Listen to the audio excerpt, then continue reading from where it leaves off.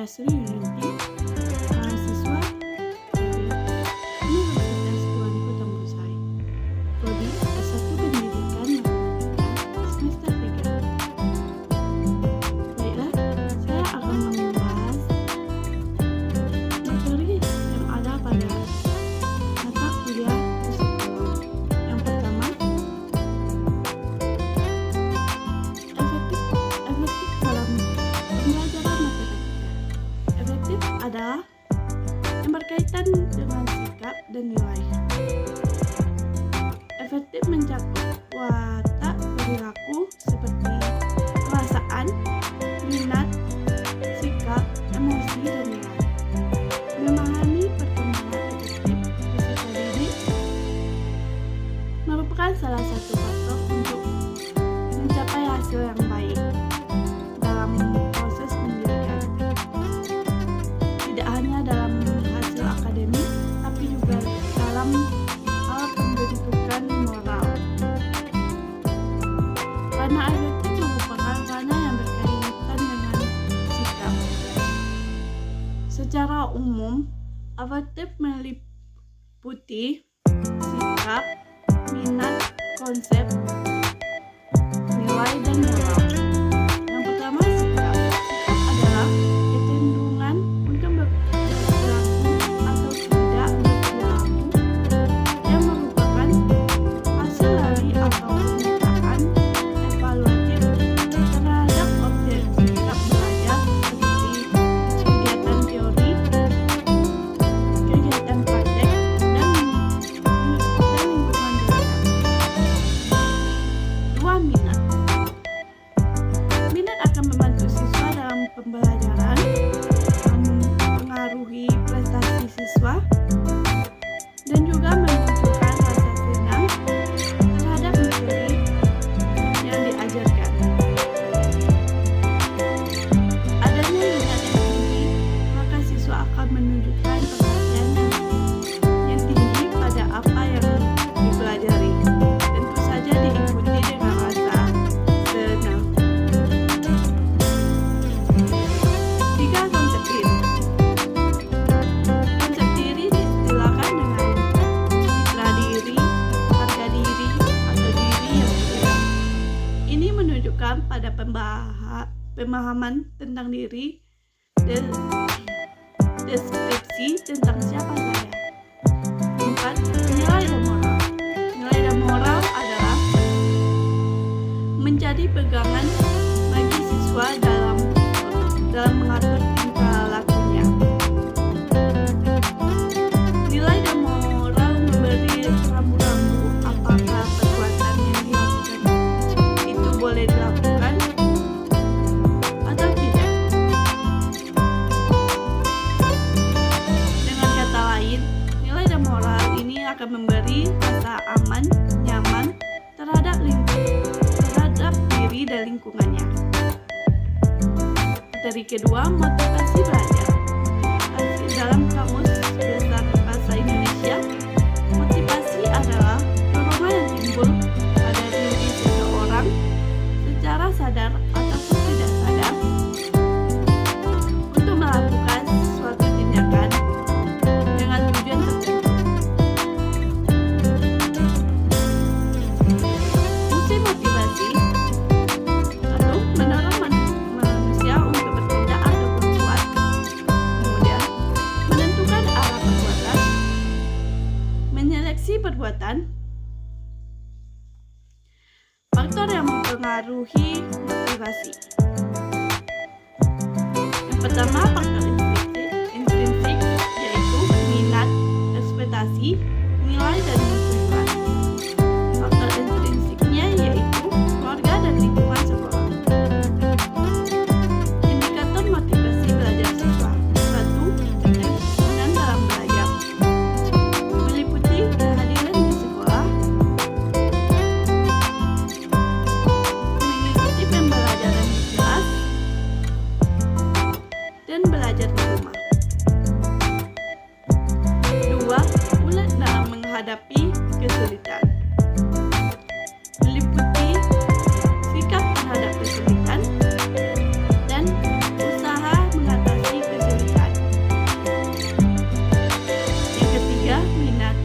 dan ketajaman perhatian dalam belajar. Meliputi kebiasaan dalam mengikuti pelajaran dan semangat dalam mengikuti pembelajaran. Yang keempat, berprestasi dalam belajar. Meliputi keinginan berprestasi. 2. Kualifikasi hasil. 5. Mandiri dalam belajar. Meliputi penyelesaian tugas atau PR dan menggunakan kesempatan di luar jam pelajaran. Materi yang ketiga, konsep attitude. Dalam attitude adalah sikap terhadap objek tertentu yang disertai dengan kecenderungan untuk bertindak sesuai dengan sikap dan kesediaan bereaksi terhadap suatu hal.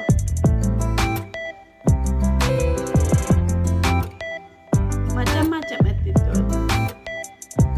Attitude dibedakan menjadi 2, yaitu sikap atau attitude sosial. Adalah kesadaran individu yang menentukan perbuatan yang nyata yang berulang-ulang terhadap objek sosial. Kemudian attitude individual adalah sikap yang hanya dimiliki oleh perorangan saja. Sikap ini dapat berupa kesukaan atau ketidaksukaan pribadi terhadap objek-objek, orang-orang, ataupun hewan-hewan tertentu.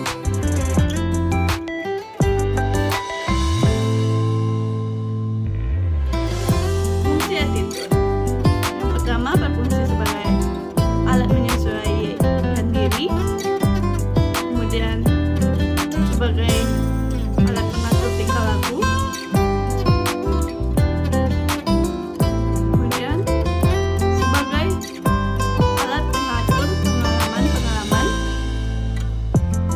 dan berfungsi sebagai pernyataan kepribadian.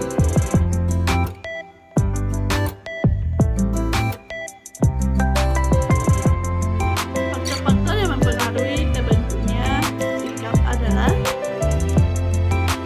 faktor internal, yaitu faktor yang terdapat dalam diri orang yang bersangkutan. Kemudian faktor eksternalnya yaitu sikap objek, sikap itu sendiri, bagus atau jeleknya, dan sebagainya.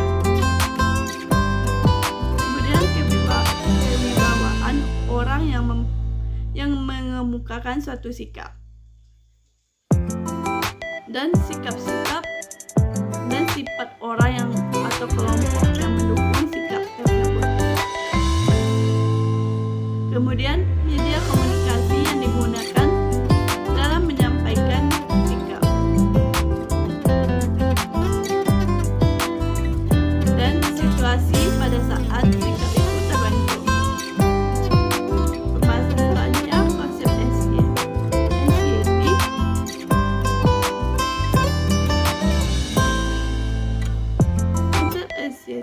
atau yang sering dikenal dengan kecemasan merupakan reaksi normal terhadap situasi tertentu. Pada dasarnya, kecemasan adalah kondisi psikologis seseorang yang penuh dengan rasa takut dan khawatir, di mana perasaan takut dan khawatir akan sesuatu hal yang belum pasti akan terjadi.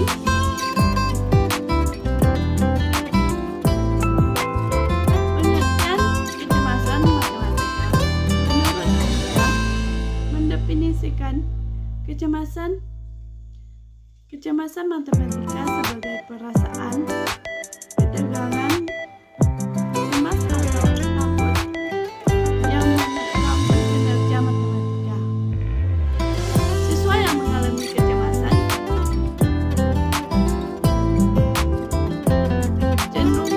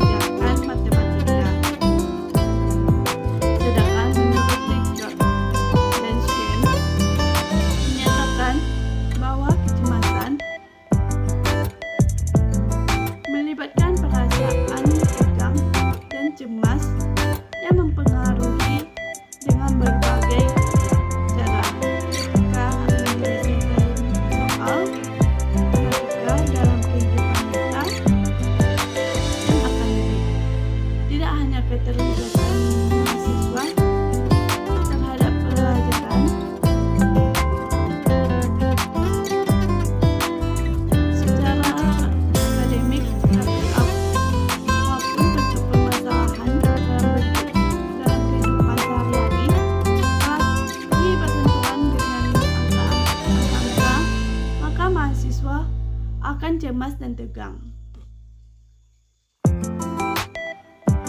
Teori-teori kecemasan. Yang pertama, teori kinerja. Pada sebagian manusia menunjukkan kecemasan riwayat hidup dan riwayat keluarga merupakan predisposisi untuk berperilaku cemas. Yang kedua, teori katastrofologi, situasi yang ditandai oleh sesuatu yang baik. Tiga, teori James Frisch.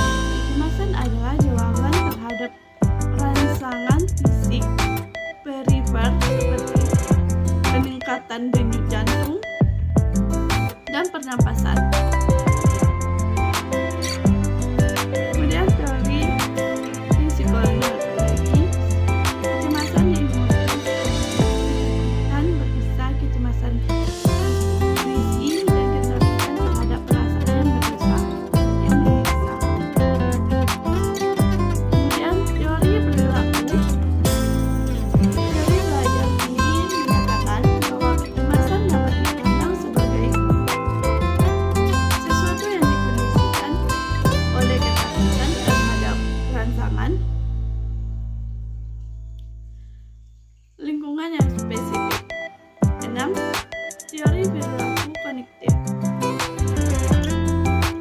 Kecemasan adalah bentuk penderitaan yang berasal dari pola pikir maladaptif. Kemudian teori belajar sosial. Kecemasan dapat dibentuk oleh pengaruh tokoh-tokoh penting kanak-kanak. Terapan dari sosial, kecemasan sebagai suatu respon terhadap respon lingkungan seperti pengalaman-pengalaman hidup yang penuh dengan ketegangan. 9. Teori eksistensi. Kecemasan sebagai suatu ketakutan terhadap ketidakberdayaan dirinya dan respon terhadap kehidupan yang hampa dan tidak berarti. Fungsi kecemasan.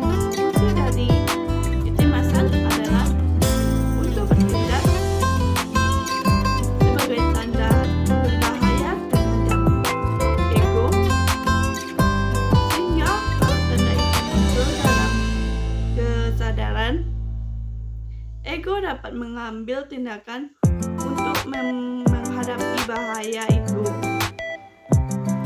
Meskipun kecemasan itu menyakitkan, dibutuhkan untuk memperingatkan seseorang tentang adanya bahaya dari dalam atau dari luar, sehingga individu dapat menolak atau menghindari bahaya. Sebaliknya, jika bahaya tidak dapat dihindarkan, kecemasan dapat bertumbuh dan akhirnya akan terganggu.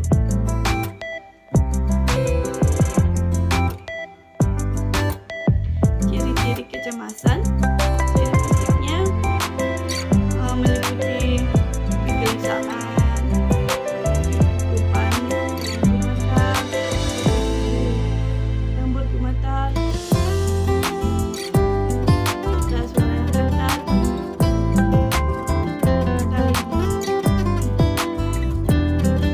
sakit perut, diare, telapak tangan berkeringat, kening, tenggorokan terasa kering, dan sebagainya.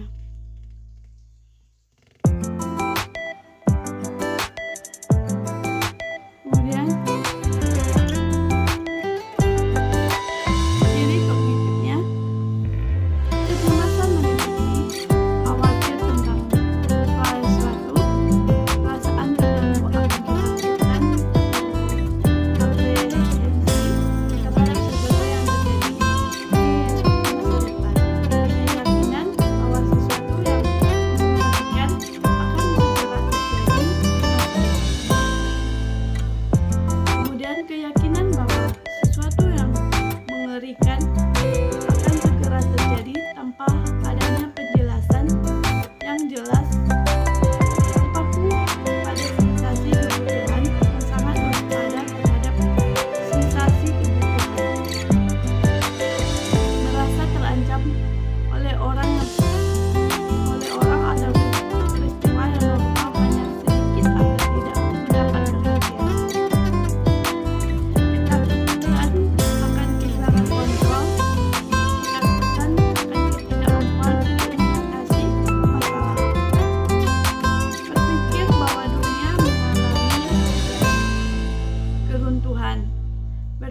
bahwa semua tidak lagi bisa dikendalikan.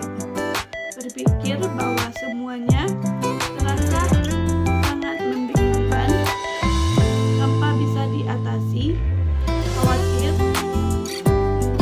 terhadap hal yang sepele.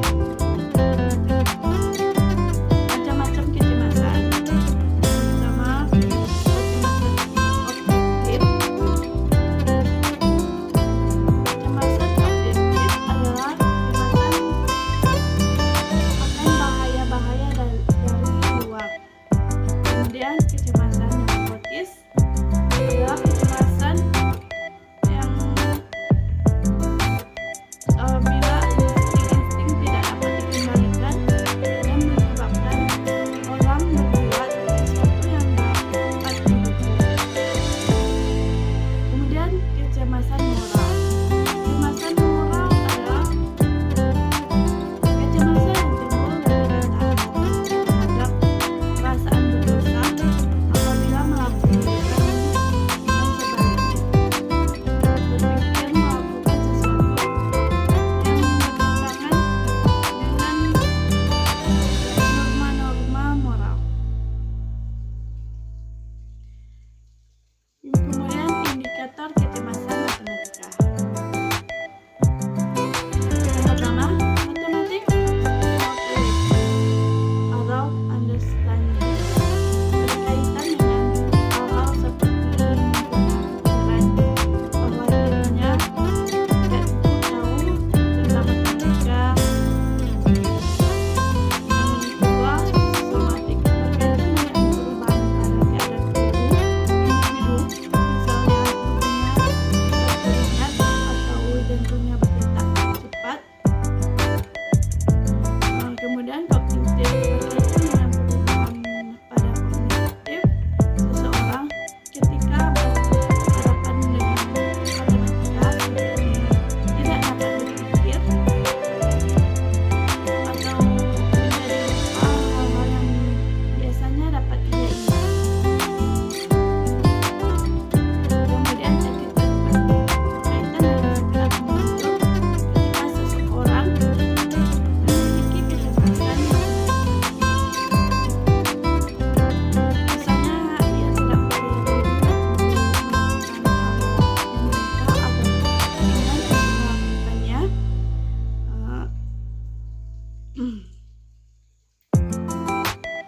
Kemudian faktor penyebab kecemasan matematika. Yang pertama, faktor lingkungan, pengalaman dalam kelas matematika, kepribadian dari guru matematika. Faktor mental, pertemuan dari kemampuan abstrak, logika, tingkat tinggi dalam penelitian matematika. Faktor individu meliputi self-esteem, kondisi fisik yang baik, sikap terhadap matematika, kepercayaan diri, gaya belajar, dan pengalaman sebelumnya yang berhubungan dengan matematika. Pembahasan selanjutnya, konsep SLAP efisiensi dalam belajar. SLAP efisiensi merupakan salah satu kondisi yang ada pada masa pendidik manusia yang merupakan bagian dari tindakan manusia dan dorongan internal.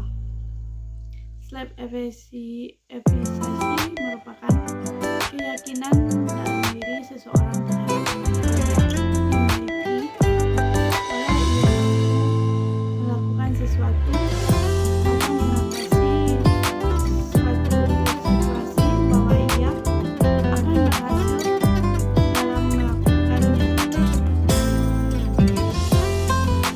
Sedangkan SLAP efisiensi matematika sendiri adalah penilaian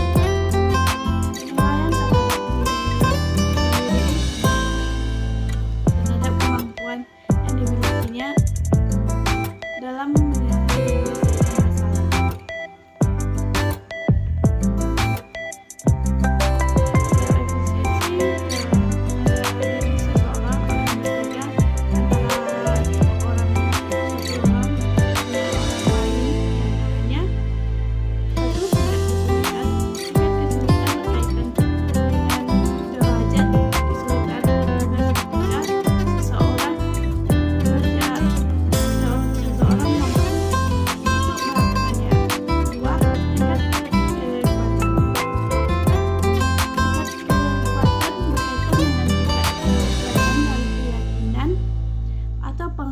penerapan seseorang mengenai kemampuannya. Yang ketiga, tingkat generalisasi. Tingkat generalisasi berkaitan dengan luas bidang tingkah laku yang dirasakan seseorang yakin akan kemampuannya. Dimensi step efisiensi. Mencoba membedakan keyakinan step efisiensi ke dalam beberapa dimensi, yaitu dimensi level. Dimensi level mengacu kepada persepsi tugas yang dianggap sulit oleh individu. Persepsi terhadap tugas yang sulit dipengaruhi oleh kompetensi yang dimiliki orang pada individu tersebut. Dua, dimensi strength. Dimensi strength terkait dengan kekuatan step of efficiency seseorang ketika menghadapi tuntutan tugas atau suatu permasalahan. Tiga, dimensi generality mengacu kepada taraf keyakinan dan kemampuan siswa dalam mengeneralisasikan tugas dan pengalaman sebelumnya. Proses pembentukan step efisiensi. Yang pertama, proses kognitif. Banyak orang menjelaskan bahwa serangkaian tindakan yang dilakukan manusia awalnya dikonstruk dalam pikirannya. Kemudian proses motivasi. Menurut banyak orang, motivasi manusia dibangkitkan secara prediktif melalui kognitifnya seseorang memotivasi dirinya menyuarakan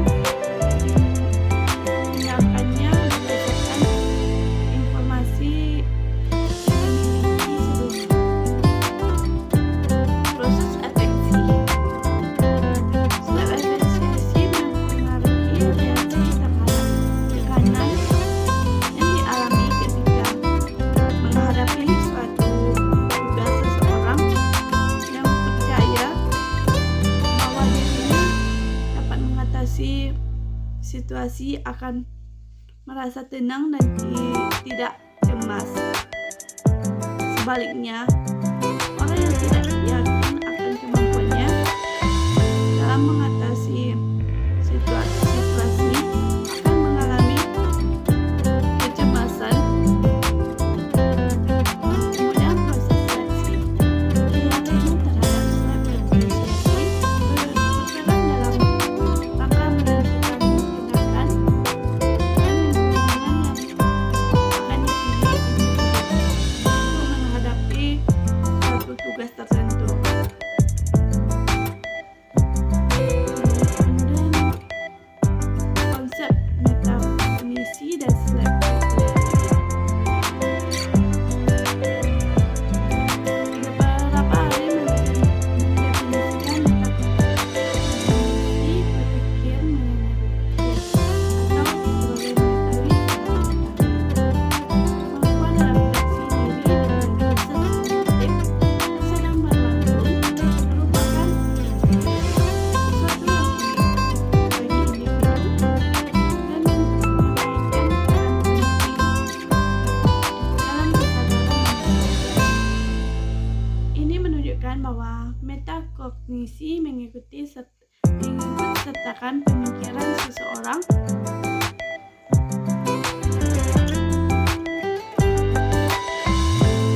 komponen metakognisi ada dua, yaitu pengetahuan metakognisi adalah pengetahuan yang diperoleh tentang proses-proses kognitif yang pengetahuan yang dapat digunakan untuk mengontrol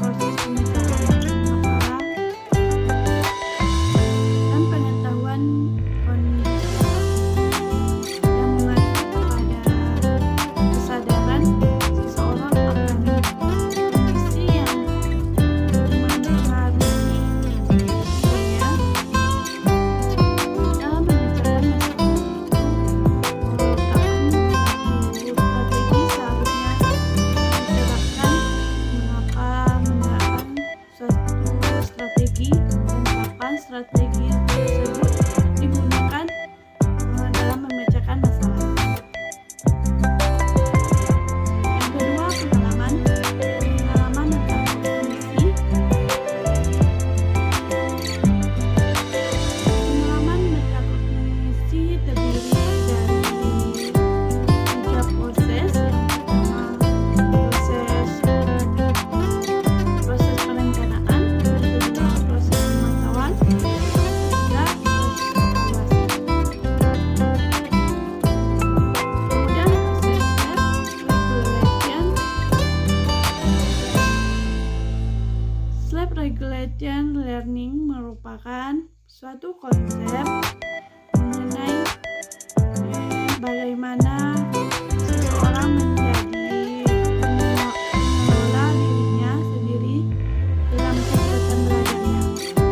Self-regulation learning adalah satu kemampuan di mana seseorang dapat melakukan dan mendorong pemikiran, perasaan, dan tindakan yang telah direncanakan secara sistematis dan berulang-ulang yang berorientasi untuk mencapai suatu tujuan dalam belajarnya.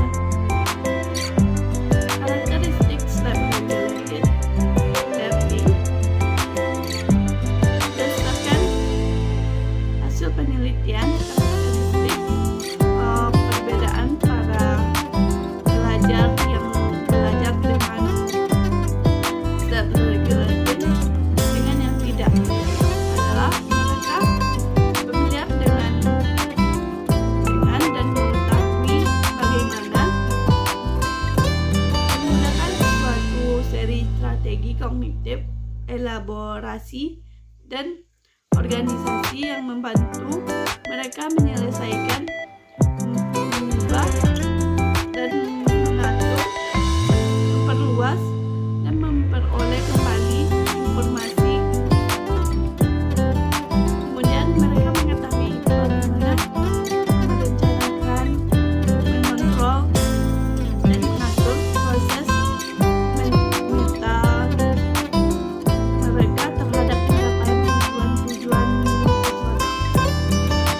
Kemudian mereka menunjukkan sekumpulan kepercayaan, motivasi seperti perasaan akademik, SLAP apresiasi, pemakaian tujuan-tujuan belajar, pengembangan emosi positif terhadap tugas-tugas seperti kegembiraan, kepuasan, dan semangat besar.